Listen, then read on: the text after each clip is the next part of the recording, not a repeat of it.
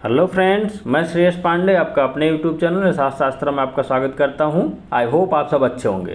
जैसा कि मैं बता दूं आपको कि हम सीटेड पेडागॉजी कर रहे थे और जो हमारा सीटेड पेडागॉजी की जो कंटेंट वाली क्लास थी जो हमारी सीटेड पेडागॉजी की, ठीक है, कंटेंट वाली क्लास थी, वो हमारी कंप्लीट हो चुकी है। और आज से हम स्टार्ट करेंगे इसके PYQ, किसके सीटेड EBS पेडागॉजी के हम आज स्टार्ट करेंगे PYQ। तो आज मैं स्टार्ट कर रहा हूं आपको कि 2021 से 2024 की सीरीज चलाना स्टार्ट कर रहा हूं। यानी EBS पेडागॉजी में सीटेट में जो 2021 से 2024 तक जो भी क्वेश्चन आए हुए हैं, मैं उसकी PYQ लेके आया हूँ, उसकी सीरीज लेके आया हूँ और अब यह कंटिन्यू चलेगा। और यह 2021 से 2024 तक जितने भी क्वेश्चन हुए हैं, मैं उसको आपको day by day per day एक एक सेट आपको डाल दूंगा, आपको बताता चलूँगा उसके बारे में, ठीक है। और अगर जिन्होंने अभी यह EBS पेडागॉजी की कंटेंट वाली क्लास नहीं दी है, इसके पहले का वीडियो आप देखें जाके, ठीक है। इसके पहले का वीडियो आप जाइए और देखिए, वहाँ पर प्लेलिस्ट बना दी गई है सीटेड EBS पेडागॉजी की। आप पहले कंटेंट देखिए, फिर उसके बाद PYQ करना स्टार्ट करिएगा, ठीक है। और मैं अब स्टार्ट करूंगा, इसके बाद नेक्स्ट जो मैं स्टार्ट करूंगा आपको बता दूं, थोड़ा टाइम लूँगा स्टार्टिंग में। इसके बाद मैं जो भी स्टार्ट करने जा रहा हूं, मैं पेडागॉजी में अब मैथ का स्टार्ट करने जा रहा हूं। एक मिश्रा जी हैं हमारे, उन्होंने कमेंट किया था कि सर अब EBS पेडागॉजी के बाद आप अब मैथ पेडागॉजी स्टार्ट कर दीजिए। तो मैंने उनके कमेंट पढ़े तो मुझे लगा कि मैं CDP, ऐसे मैं स्टार्ट करने वाला था CDP, पर उन्होंने बुलाया सर कि आप मैथ स्टार्ट कर दो, मैथ कंप्लीट करने के बाद ही आप कोई और सब्जेक्ट स्टार्ट करिएगा। तो मैं अब कंटेंट की क्लास मैथ की स्टार्ट करूँगा पेडागॉजी की। पर जो भी EBS का जो कंप्लीट हो चुका है कंटेंट, तो उसके PYQ की क्लास में पर डे 10 क्वेश्चन मैं पर डे डाला करूँगा एक एक सेट में। और इसके बहुत सारे सेट हैं, मतलब जितने भी क्वेश्चन हुए हैं 2021 से 2024 तक 15-15 क्वेश्चन, हर एक सेट लेके आऊँगा और उसको अच्छे से एक्सप्लेन करूँगा। और यकीन दिलाता हूँ कि इससे बाहर कुछ भी नहीं आएगा आपको। चलिए आइए स्टार्ट करते हैं हम। पहला क्वेश्चन क्या है हमारा कि प्राथमिक स्तर पर EBS की पाठ्य पुस्तकों की रचना ध्यानपूर्वक की जाती है, जिससे विद्यार्थी में सीखने सिखाने के दौरान गलत अवधारणाएं न बन पाए। यानी जो 1 to 5th क्लास के होते हैं, उसमें EBS की पाठ्य पुस्तकों की रचना ध्यानपूर्वक की जाती है, जिससे विद्यार्थी में सीखने और सिखाने के दौरान कोई गलत अवधारणा न आए, ठीक है। आपके अनुसार पाठ्य पुस्तकों की कौन सी विशेषता या विशेषताएं इसके लिए सबसे उपयुक्त हैं। यानी आप जो पाठ पढ़ा रहे हो EBS की प्राथमिक स्तर पर, बच्चों के अंदर वो धारणाएं गलत ना पाई जाएं या फिर ना बन पाए, इन ऑप्शन में से, इन चारों ऑप्शनों में से कौन सा सबसे सुटेबल ऑप्शन है उसको बताना है, ठीक है। सबसे पहला देख लेते हैं कि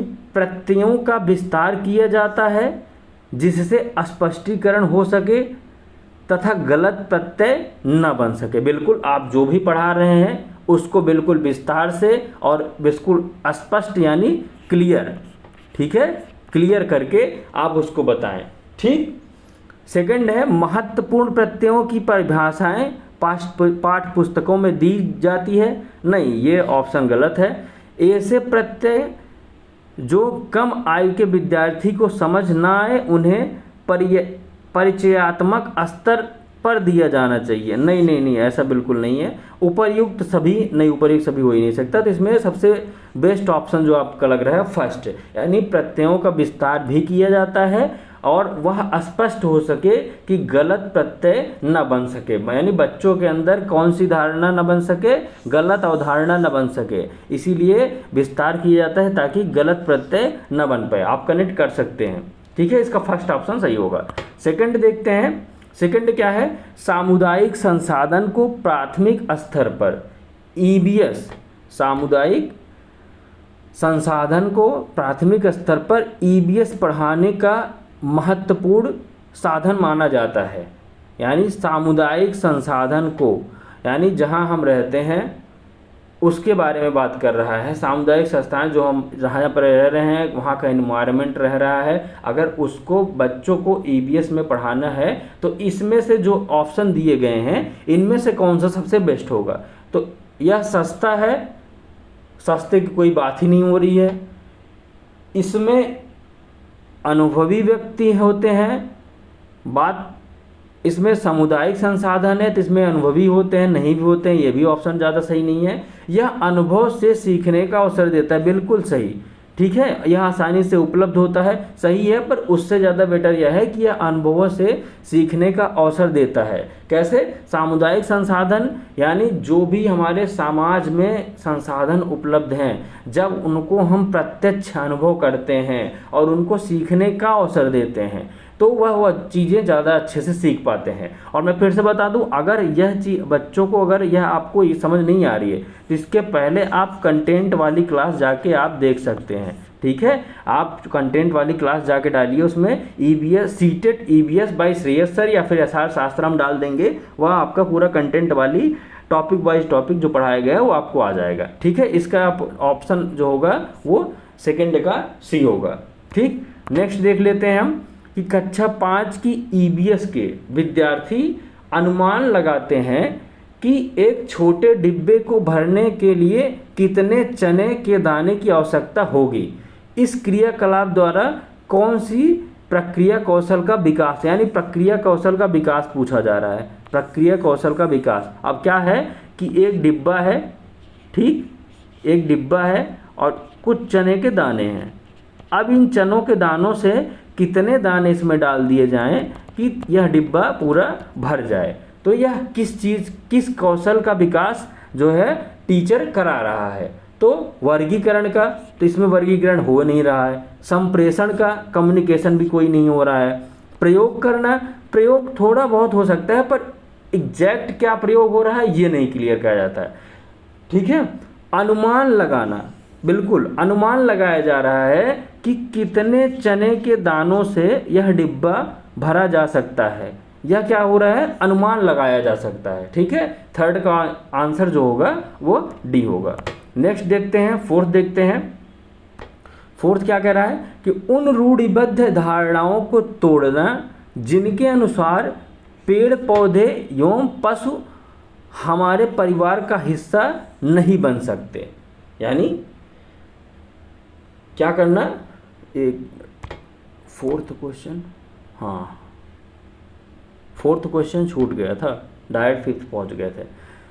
फोर्थ क्वेश्चन देखते हैं कि पेड़ पौधे एवं पशु, ये हमारे जो मैंने थीम्स बताई थी आपको याद होगा, जो मैंने थीम्स बताई थी आपको, ये थीम्स लिखा भी है, जो मैंने चारों थीम्स बताई थी उसी के बारे में बात कर रहा है।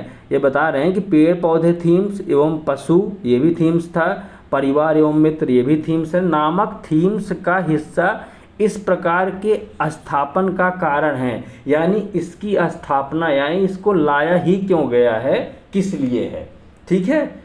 अब देखते हैं हम, विद्यार्थियों को इस योग्य बनाना कि पेड़ पौधे एवं पशुओं को अपने परिवार का हिस्सा माने, ठीक है, बिल्कुल सही। मैंने बताया था कि बच्चे के जब रियल लाइफ से, बच्चे के रियल लाइफ से जोड़कर और उनके प्रीवियस नॉलेज से, किससे, प्रीवियस नॉलेज से जोड़कर पढ़ाया जाएगा तो बच्चा उनसे अपने आप को कनेक्ट कर सकता है और उनके प्रति संवेदनशील हो सकता है। ये सेकंड वाला ऑप्शन ही देख लो, पेड़ पौधे एवं पशुओं के प्रति विद्यार्थियों में संवेदनशीलता विकसित होती, बिल्कुल पहला और दूसरा बिल्कुल सही हो गया। थर्ड देखते हैं, उन रूढ़िवादी धारणाओं को तोड़ना जिनके अनुसार पेड़ पौधे एवं पशु हमारे परिवार के, नहीं ये निगेटिव है, इसमें नहीं होगा। फर्स्ट एंड सेकेंड ऑप्शन ये सही हो जाएगा, यानी हमारा आंसर जो होगा वो फर्स्ट होगा, यानी फर्स्ट एंड सेकेंड दोनों आंसर सही हैं।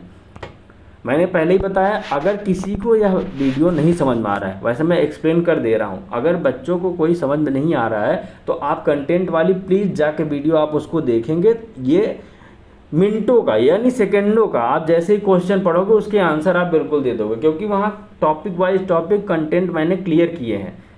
ठीक है, नेक्स्ट देखते हैं, उन रूढ़िवादी धारणाओं को तोड़ना जिनके अनुसार पेड़ पौधे एवं पशु हमारे परिवार का हिस्सा नहीं बन सकते। बिल्कुल, वह कौन सी धारणा है, वह कौन सी धारणा है, वह कौन सी धारणा है, धारणा यानी कॉन्सेप्ट, वह कौन सी कॉन्सेप्ट है जिनसे हम पेड़ पौधे एवं पशु हमारा हिस्सा, हमारे परिवार का हिस्सा नहीं है। ठीक है, उनको तोड़ना, ध्यान देना कि क्वेश्चन में क्या बोला जा रहा है। उन सीटेट में आप सबसे पहला ध्यान देने वाली बात यही है कि जो क्वेश्चन कह रहा है उसको बहुत ही गहराई और डीपली आप एक बारी अगर ध्यान से पढ़ लिए, क्योंकि वहाँ जाते हैं स्टूडेंट हड़बड़ी में रहते हैं और हड़बड़ी में जो भी सही चीज़ें रहती हैं, जैसे इसमें लिखा है कि हिस्सा नहीं हो सकता, हिस्सा नहीं हो सकता है, कुछ बच्चे नहीं पढ़ेंगे इसको, सीधे ये पढ़ेंगे उन रूढ़िवादी धारणाओं को तोड़ना जिनके अनुसार पेड़ पौधे एवं पशु हमारे परिवार का हिस्सा हो सकते हैं। ठीक है, नहीं पढ़ेंगे वह कौन सी धारणा है, मतलब आप क्वेश्चन को जाके एक बारी में आप पढ़ लीजिए, तुरंत उसके आंसर क्लियर हो जाते हैं। ठीक, फर्स्ट देखते हैं ऑप्शन, वे ऐसे कौशल अर्जित करें जिनसे वे स्वतंत्र रूप से पर्यावरण को बचाने हेतु क्रियाकलाप कर सकें। ठीक है, कोई भी कौशल अर्जित करने की ज़रूरत नहीं है। ठीक, उच्च प्राथमिक स्तर की पढ़ाई हेतु किसी भी पढ़ाई की भी ज़रूरत नहीं होती है इसमें। ठीक है, पर्यावरण संबंधी प्रत्यय अर्जित करें। ठीक, विद्यार्थियों को कक्षा की शिक्षा को स्कूल से बाहर जीवन से जोड़ने, बिल्कुल सही। देखो मैंने बताया था कि एट इट इज़, मैंने जो कंटेंट पढ़ाए हैं, आप जाके मेरा EBS पेडागॉजी की जो कंटेंट वाली क्लास है उसको आप जाके देखेंगे, बिल्कुल एट इट इज़ NCERT की लाइन है कि विद्यार्थियों को कक्षा की शिक्षा को स्कूल से बाहर के जीवन से जोड़ने में मदद करना, जिससे उन रूढ़िवादी धारणाओं को तोड़ना जिनके अनुसार पेड़ पौधे और पशु हमारे परिवार का हिस्सा नहीं बन सकते। बिल्कुल सी आंसर इसका सही होगा। मैंने बताया कि जो कंटेंट वाली क्लास नहीं देखे हैं पहले उसको देख लें, PY को उसके बाद देखेंगे। ठीक, नेक्स्ट देखते हैं, कक्षा फर्स्ट तथा कक्षा सेकंड में EBS के लिए कोई निर्धारित पाठ्य पुस्तकें नहीं हैं। ठीक है, निम्नलिखित में से इसका सबसे उपयुक्त कारण क्या होगा। बिल्कुल सही भाई कि फर्स्ट एंड सेकंड में जो EBS के लिए कोई निर्धारित पुस्तकें नहीं हैं, मैंने उनको बताया था कि इंटीग्रेटेड होती हैं। ठीक है, वो कंटेंट वाले वीडियो मैंने बता दिया था। आइए हम ऑप्शन देखते हैं कि EBS की पाठ्य पुस्तकें विद्यार्थियों के लिए स्कूल के बस्ते को भारी बना देती हैं। हाँ, कुछ हद तक ठीक है। कक्षा फर्स्ट और सेकंड के विद्यार्थी EBS को सरलता से नहीं समझते, नहीं, ये गलत बात है।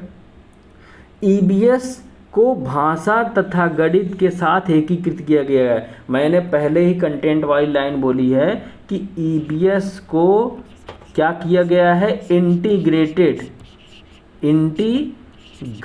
किया गया है, यानी एकीकृत किया गया है।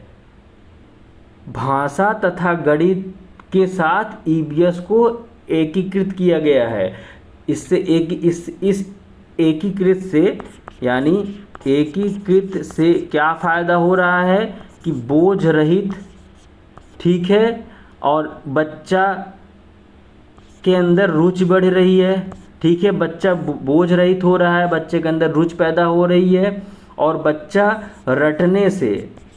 रटने से भी दूर हो रहा है। EBS को भाषा तथा गणित के साथ एकीकृत किया गया है। और क्यों एकीकृत किया गया है कि ताकि बोझ रहित हो सके, उनमें रुचि पैदा हो और बच्चा रटंत प्रणाली से दूर हो। ठीक है, ये सारी चीज़ें मैं कंटेंट वाली क्लास में बता चुका हूँ, पर इसमें भी मैं पीवाई की करा रहा हूँ, इसमें भी कोई कसर नहीं छोड़ूंगा। पर मैं ये कह रहा हूँ कि जो भी वीडियो यह नहीं देखे हों वह जाके सबसे पहले कंटेंट वाली क्लास देख सकते हैं। ठीक, नेक्स्ट देखते हैं कि विद्यार्थियों को पौधे एवं वृक्षों के प्रति संवेदनशील बनाने के लिए निम्नलिखित में से कौन सा सर्वाधिक उपयुक्त नीति होगी। यानी आप कौन सी ऐसी एक्टिविटी कराएंगे जिससे बच्चा जो है पौधों और वृक्षों के प्रति क्या हो, संवेदनशील हो। यानी आप उसको एक ऐसी एक्टिविटी कराइए ताकि बच्चा उनसे खुद को जोड़े और खुद को जोड़कर उनके प्रति संवेदनशील हो। इनमें से ऑप्शन हम चूज करते हैं, कौन कौन से ऑप्शन हो सकते हैं। ठीक, सबसे पहला ऑप्शन, लकड़ी के लट्ठों के गोदामों का भ्रमण करना। बहुत सही, मैंने पहले ही बताया था, कंटेंट वाली क्लास में भी बताई है कि फील्ड ट्रिप कराओ बच्चों को। जब बच्चा देखेगा कि लकड़ी के गोदाम किस तरीके से हैं, कितनी लकड़ियाँ काट दी गई हैं, ठीक है, हमारे जंगलों को काटा जा रहा है जिससे इन्वायरमेंट कितना दूषित हो रहा है, इन्वायरमेंट में ऑक्सीजन लेवल कम हो रहा है, ठीक है, हीट वेव स्टार्ट हो गई हैं। बच्चा उन चीज़ों को कैसे फील करेगा, यानी उनके प्रति संवेदनशील करेगा। वनों के कटाने से बचाने के लिए पोस्टर उतना इम्पोर्टेंट नहीं है, फिर भी है, पर उतने लेवल पर नहीं जितना मतलब बच्चा खुद जाके फील करेगा। वनों के संरक्षण पर नाटक, बिल्कुल नाटक प्रस्तुत करना। जब बच्चा नाट्य प्रस्तुत करेगा उसको फील करके, यानी उसको एक कैरेक्टर दिया जाएगा, उस कैरेक्टर में घुस के तब वो करेगा तो उसको और अच्छे से संवेदनशील होगा उसके प्रति। ठीक है, एक पेड़ को अपनाना तथा उसकी देखभाल करना, ये दोनों लाइनें और ये फील्ड टिप, तीनों लाइनें ये एनसीईआरटी ने बोला है। एनसीईआरटी ने सीधे तौर पर बोला है कि बच्चों को फील्ड ट्रिप कराया जाए और उन पे नाटक कराया जाए और एक पेड़ उनको अपनाने तथा उसकी देखभाल के लिए किया जाए। जब बच्चा एक पेड़ अपना लेगा, देखभाल करेगा, करने के लिए कहा जाएगा, तो बच्चा उस पेड़ को, ठीक है, बच्चे उस पेड़ को खाद पानी किस तरीके से रख रहे हैं उनका ख्याल रखना, सुबह शाम पानी डालना, उसमें खाद डालना, मिट्टी डालना, उनका देखभाल करना, उनसे कैसे होंगे, संवेदनशील रूप से उनसे बिल्कुल प्रत्यक्ष रूप से जुड़ेंगे। तो कौन सा हमारा ऑप्शन सही हुआ, ए, सी और डी, यानी ऑप्शन ए सही है हमारा। ओके, मैं फिर से कह रहा हूँ, जिनको ये नहीं समझ में आ रहा है तो जाके कंटेंट वाली क्लास देखें, उनमें बिल्कुल एट इट इज़ जो मैं आंसर बता रहा हूँ बिल्कुल उसमें कंटेंट में पढ़ा चुका हूँ। बाकी परेशान होने की ज़रूरत नहीं है, मैं इसमें भी एकदम क्लियर करते हुए चल रहा हूँ।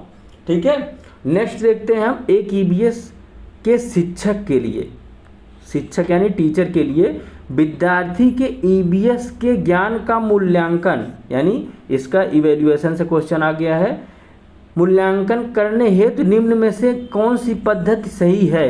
यानी किसी एक आप ईबीएस शिक्षक हैं, ठीक है, और विद्यार्थी के ईबीएस के नॉलेज के लिए, ठीक है, विद्यार्थी के ईबीएस के नॉलेज के मूल्यांकन के लिए इसमें से जो चारों दी गई हैं, इसमें सबसे अच्छी जो टेक्निक होती है या फिर सबसे अच्छी जो सिस्टम है, पद्धति है, वो कौन सी है।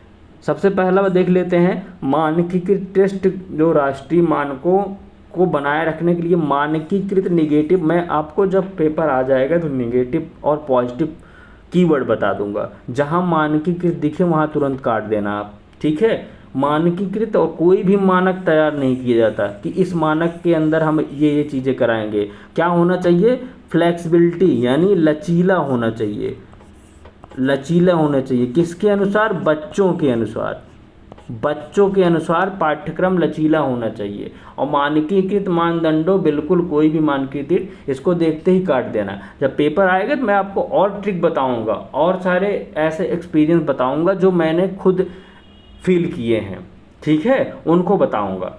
ठीक, नेक्स्ट देखते हैं कि शिक्षक द्वारा बनाए उपकरण जो शिक्षक की अपनी शिक्षण के अनुकूल हो, शिक्षक की अपनी शिक्षण के अनुकूल हो। देखो लाइन, बिल्कुल नहीं, शिक्षक नहीं, ये चाइल्ड सेंटर्ड एजुकेशन है, शिक्षक नहीं, टीचर सेंटर्ड नहीं, ये शिक्षक के अनुकूल बिल्कुल नहीं, जो छात्र के अनुकूल हो ऐसी टेक्निक बनाए, ठीक है। परीक्षा विभागों द्वारा विकसित किए हुए सर्वमान्य टेस्ट, ये भी नहीं जब आप लास्ट में एक टेस्ट ले रहे हैं और उनको ग्रेड दे दिया जा रहा है और बच्चे को उसी कैटेगराइज कर दी जा रही, ये भी आंसर ठीक नहीं होगा। ठीक है, अब बचा इसमें क्या, फोर्थ ऑप्शन, शिक्षक द्वारा बनाए गए उपकरण जो उसके विद्यार्थी उसकी शिक्षण प्रणाली स्थानीय प्रसंगों के अनुकूल, बिल्कुल सही, ये आंसर बिल्कुल सही होगा। यानी जो विद्यार्थियों के शिक्षण प्रणाली यानी उनकी रुचि, उनकी क्षमता, उनकी रुचि, उनकी क्षमता को जानते हुए और उनके स्थानीय प्रसंगों यानी उनकी वास्तविक जीवन से जुड़े हों, जो चीज़ें वास्तविक जीवन से जुड़ी होनी चाहिए, ऐसे शिक्षण द्वारा बनाए उपकरण जो उसके विद्यार्थियों की शिक्षण प्रणाली, ठीक है, तथा स्थानीय प्रसंगों के अनुकूल हो। यानी जो भी प्रसंग लीजिए आप, वो बच्चा आसानी से उपलब्ध हो या फिर उसके आसपास ही हो। इसका आंसर डी होगा सही। ठीक, नेक्स्ट देखते हैं हम 9th आंसर। आदर्श रूप से निम्नलिखित में से कौन सा विकल्प विद्यार्थियों द्वारा दिए गए क्रियाकलापों के पश्चात उनके सीखने को दृढ़ करने के लिए होना चाहिए? यानी आदर्श रूप से निम्नलिखित में से कौन सा विकल्प विद्यार्थियों द्वारा किए गए क्रियाकलाप के पश्चात उनके सीखने को दृढ़ करने के लिए होना चाहिए? यानी कोई क्रियाकलाप कर दे रहा है और उनका जो वो कर रहे हैं उसको और भी दृढ़ क्या बना सकता है, इन ऑप्शन में से देखना है। सबसे पहला देखते हैं कि घर पर किए गए क्रियाकलाप, नहीं, घर पर किए गए क्रियाकलाप जो है बिल्कुल सही नहीं होंगे, जो दृढ़ हो सकते हैं। शिक्षक द्वारा क्रियाकलापों का स्पष्टीकरण कुछ देर तक याद रहेगा पर भूल जाएंगे। कक्षा में आपसी विचार विमर्श, बिल्कुल आप ग्रुप बना दीजिए, ठीक है, आप ग्रुप बना दीजिए। बच्चे अपने अपने जो आंसर होंगे, अपनी अपनी जो संभावना होंगी, अपने अपने जो फीलिंग होती हैं उनको शेयर करते हैं और शेयर करने के बाद उसके एक से अधिक आंसर निकलते हैं, और उनके सहपाठियों से ही वो आंसर निकलते हैं। तो बच्चे उसको बुरा भी नहीं मानते और उनको ये भी पता चल जाता है, उनके अंदर नई नई धारणाएं, नई नई कॉन्सेप्ट का डेवलप होता है और बच्चा उस धारणाओं को काफ़ी समय तक यानी स्टेबल लर्निंग करता है, अस्थायी रूप से वह ज्ञान उनके अंदर होता है। यानी आंसर हमारा जो होगा वह सी होगा। ठीक, नेक्स्ट देखते हैं। निम्नलिखित में से किसका उपयोग ईबीएस के शिक्षकों द्वारा अपने विद्यार्थियों के प्रामाणिक सीखने की क्षमता का आकलन करने के लिए होगा? यानी एक ईबीएस का शिक्षक है, वह अपने विद्यार्थियों में प्रामाणिक सीखने की क्षमता का आकलन करने के लिए क्या होगा इसमें से वो बताना है। यानी जो प्रमाणित हो, ठीक है, कि बच्चे कितना सीखे हैं, ठीक है, उनकी लर्निंग एक्सपीरियंस, ठीक है, उनका लर्निंग एक्सपीरियंस क्या है और उसका विवरण बनाया हो, वह इन सब में से किस में हो सकता है आकलन? यानी उनकी जो ऐसा रिकॉर्ड जो उनकी अधिगम को, जो उनकी प्रामाणिक अधिगम यानी वो कर चुके हैं, ठीक है, कितनी गलतियां हैं और कितनी अच्छाइयां हैं, वो सब रूप से एकत्रित किया गया हो और उनकी क्षमताएं कितनी हैं, क्या हैं, कितनी क्षमताएं हैं, कितनी बुरी हैं, कितनी अच्छाएं हैं, कितने सबसे बेस्ट प्रदर्शन है, इन सब का आकलन इसमें से किस में किया जा सकता है? तिमाही टेस्ट में बिल्कुल इसमें मतलब 3 महीने का ही होता है। दत्त कार्य यानी नोटबुक कार्य, ये भी नहीं होता है। पोर्टफोलियो में आप उसके जो भी प्रामाणिक सीखने की क्षमता होती है उसका आकलन होता है।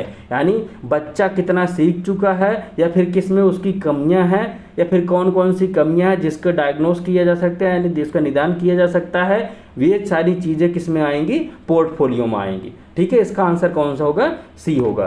तो मैं आपको बता दूं आज हम यही 10 क्वेश्चन करेंगे, ठीक है, 10 पे वाईक्यू ही करेंगे, आज के लिए इतना ही करेंगे। इसके आगे मैं जो भी क्वेश्चन आते हैं यानी 15-15 क्वेश्चन आते हैं सीटेट में, ठीक, 15-15 क्वेश्चन सीटेट में पेडागॉजी के आते हैं, तो मैं आपको अभी से ही आदत इसका डाल दूंगा कि 15-15 सेट लगाने का आपकी एक पैटर्न बनी रहे और किस तरीके से आते हैं। और जैसे कि मैंने बताया कि 2021 से 2024 तक जितने भी पेडागॉजी ईबीएस के हुए हैं सबको एट इट इज बिल्कुल लेके आऊँगा। और जिन्होंने क्लास नहीं देखी है कंटेंट वाली, उनसे रिक्वेस्ट है पहले जाके कंटेंट वाली क्लास देखें, उसके बाद यहाँ पर आएँ। यहाँ मैं बताऊँगा तो है ही, सब कुछ एकदम अच्छे से क्लियर करूँगा, पर उसके पहले अगर देख लेंगे तो उनके अंदर जो भी नॉलेज होगा वो स्टेबल होगा, यानी वह फिर भूल नहीं पाएगा, यहाँ पर उनका रिवीजन हो जाएगा। ठीक है, आज इतना ही करते हैं। ठीक है, मिलते हैं नेक्स्ट टॉपिक के साथ।